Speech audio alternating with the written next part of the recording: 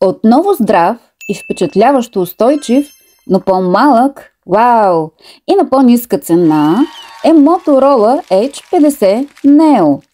Той също покрива американския военен стандарт за здравина и устойчивост, както по-скъпия Motorola H50, но е по-евтин и за потребители, които предпочитат по-компактен смартфон, но без да правят компромис с неговата функционалност.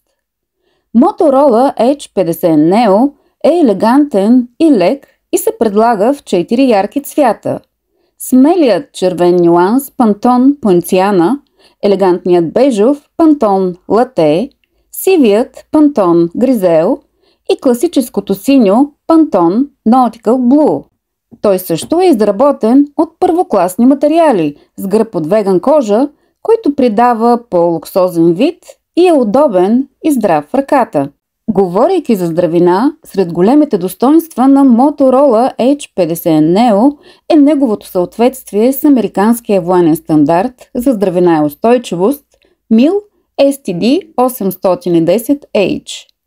Той е устойчив на вибрации и може да функционира в голям температурен диапазон от минус 30 до 75 градуса за период от 30 минути.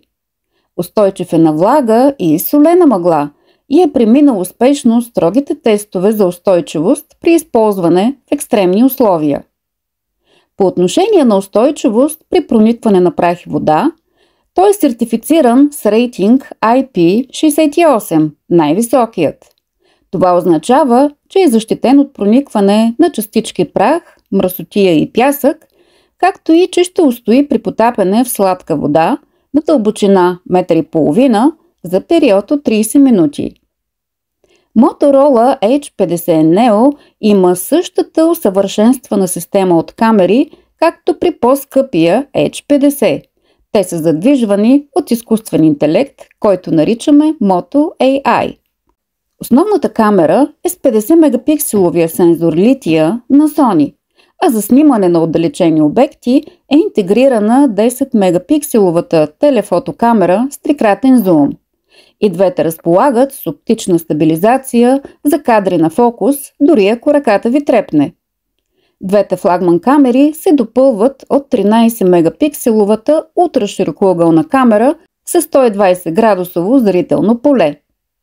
За истинска наслада на очите, Motorola H50 Neo е оборудван с първокласен LTPO POLED дисплей с диагонал 6,4 инча. Да, малък е този телефон, но поддържа над милиард цвята и висока пикова яркост до 3000 нита с HDR10+, за да можете да го ползвате с удоволствие, дори и под лъчите на яркото палещо слънце на плажа. За баланс между производителност и енергийна ефективност, Motorola са заложили на 4 нанометровия чипсет MediaTek 7300 в комбинация с 8 или 12 ГБ RAM, поддържа RAM Boost, както и с памет за съхранение 256 или 512 ГБ.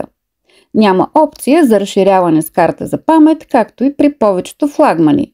Разполага се стереозвук, но без вход за 3,5 мм аудиожак. Батерията е голяма за този малък и компактен смартфон с капацитет 4300 мАч и може да се зарежда бързо с кабел с мощност до 68 W, както и безжично с мощност до 15 W. Motorola H50 Neo ще се предлага в България с препоръчителна цена 899 лева. Допадна ли ви новото смело предложение на Motorola? Споделете в коментар.